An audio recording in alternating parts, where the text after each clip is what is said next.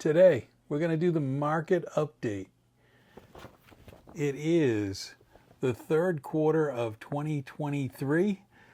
I'm going to give my review of the 2023. I'm also going to put this in my table so you can see the trend.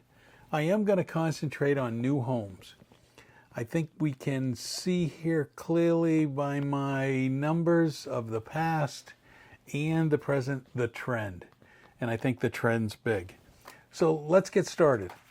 I started this back in 2021 with the fourth quarter report, and I ended up having the year-to-date totals, which gave me some totals for the end of the year. I could estimate what happened prior to that of how many homes closed.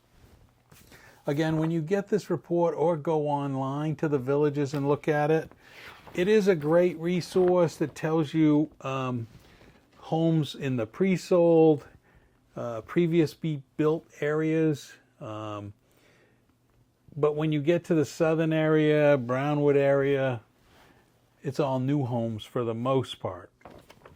And I like to concentrate on the new homes. So let me say this. When you're looking at prices, new homes come with a bond.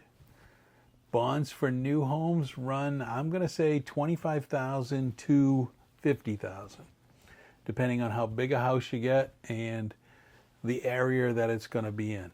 These are development costs, and these are something separate from the prices we're going to talk about here today. But something to be aware of, the home sale cost that is in this report is not the total cost liability for you, the owner. But let's run the numbers. Let's go back and let me put up on the chart. So in 2021, I'm going to focus on new. The top section is pre-owned, but I find pre-owned to be a little deceiving. You could have a lot of larger, older homes for sale that would jack up the price or less, and it's not as consistent as looking at new areas where they're building both villas and designer homes for the most part. Sometimes cottage homes get their way in there. So let's look at 21 year total, 22 through the whole 22. And we did see the total homes closed drop from 7,000 to 6,000, and I'm estimating they're going to drop to 4,000. That's a sizable drop. Now, we don't have fourth quarter. I'm assuming fourth quarter comes in the same range as the total homes that are being sold. That's a lot of homes. We're talking billions here. We're into how much, if you multiply this out of how many homes and the average price, we've got a pretty good business going here. So let's just look at 2023. We started off first quarter of new homes of 851. We sold 851 for an average price of $437. 778 in the second quarter for 424, and for the third quarter 756 for 414. I see a trend. The average home is dropping by about $10,000 each quarter. Maybe good news, maybe not. One of the things we don't know is if there's more patio villas in these 756 homes, or whether there's designer homes and lower prices. Don't really know. All we know is the number of homes and the average. The average days on the market, if we look at 22, the average was 10 days. And in 21, I think it was similar. I think it was about 9. The report said 39, which I think was a mistake. It was an error. I think they added the 30 from pre-owned and the 9 and put in 39 by accident. The report did not seem correct. And I bought in 21 and homes were going in 2 days or 4 days. And I don't know if they're counting the days to get approval, but they were selling very quickly. Clearly, in the third quarter of 2023, it is taking 3 times as long to sell a home, brand new, to sell a home. So my video that talks about how to go through the process and all the things you got to do to grab the right home might not be applicable today, since you might have your pick to buy a new home, and you definitely have time. So the homes have dropped on average price. The time frames from the first quarter of 18 to 34 almost is double. It's taken double as long.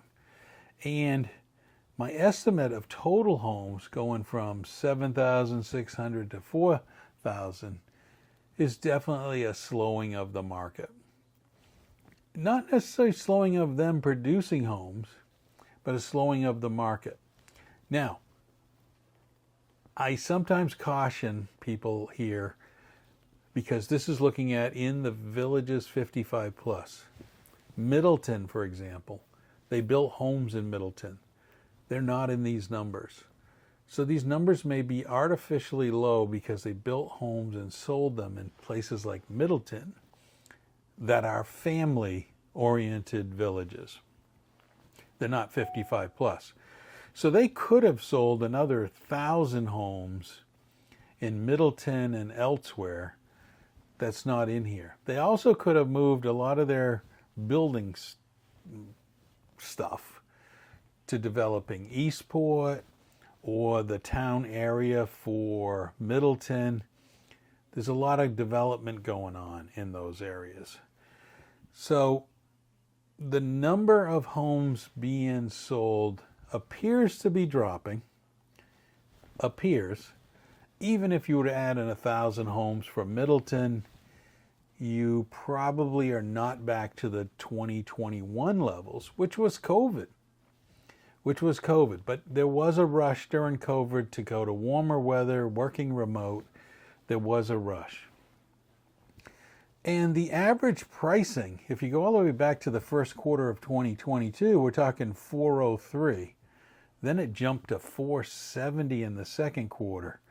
Then back to 432, and then to 408. Seems to be in that leveling spot of the average home is about $424,000. So what I also like to look at is just comparing quarters. What direction is this going?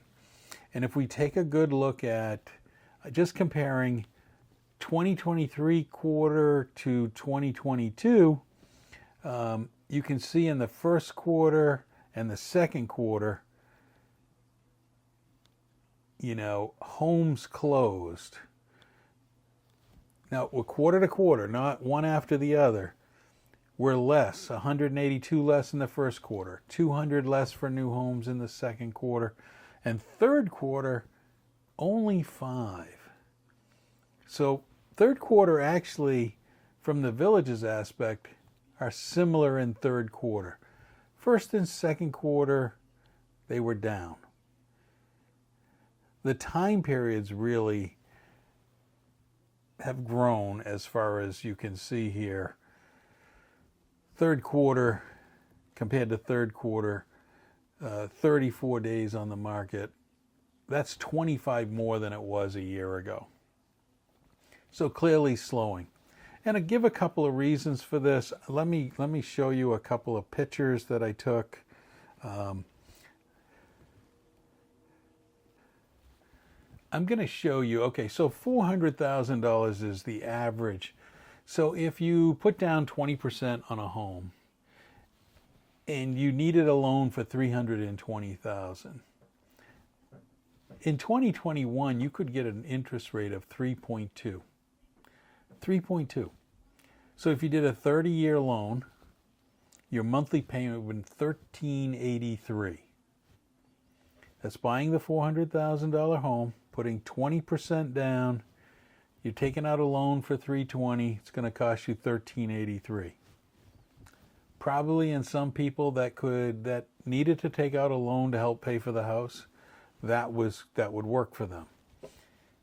Now let's go to today. Loans are like 7.5%. That turns into $2,237 a month. Wow. So if I do a quick, it's like $900 more a month. So that is a big change. So if people have to borrow, now the Villages is known for 50% borrow, 50% pay cash. People paying cash, none of this matters. People that have to take loans, I get it. It's going to slow you up. Even if you put down half, the numbers are dramatic from just 2 years ago. And when you look at that, you're going to say, should I have done this 2 years ago? Is the market going to turn around? Are rates going to ever go down? I know the pitch from real estate agents is buy now, refinance later. I don't know. That's a lot of money. I get it. That could be depressing the market. I also think there's a couple other factors. Homeowners insurance going up in Florida really probably have raised some eyebrows as to another item that might be a lot more money than what it was where you come from. So going back to the spreadsheet, it's clear that today you would really look close.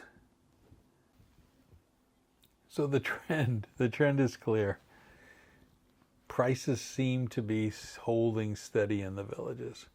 Not a dramatic drop, unless you think $10,000 is a dramatic drop.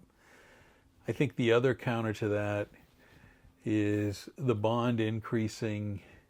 Most have increased by $10,000, I would guess, to buy a home in the Villages.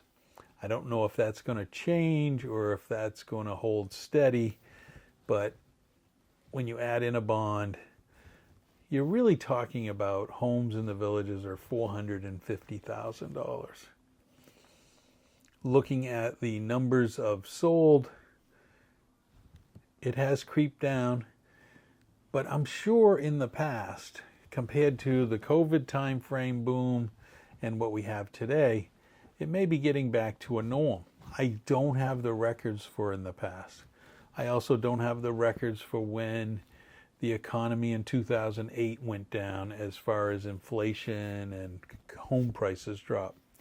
For the Villages, it seems to be holding steady. So I think if you own a home, the good news is I don't see anything changing dramatically as far as value. I don't see them rising as fast. They're actually, if you look at these numbers, even the pre-owned is running probably $10,000 less than the year before.